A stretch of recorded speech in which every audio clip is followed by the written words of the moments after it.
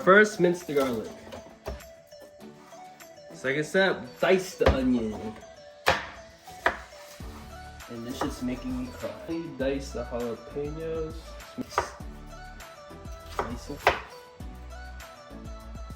Now I'm just deboning the lamb.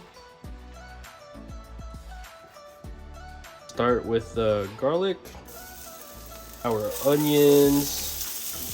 Gonna throw our lamb in there. My jalapenos. Time to add sea salt. Add the black pepper and place the egg in the center of the pan. And this is a finishing touch.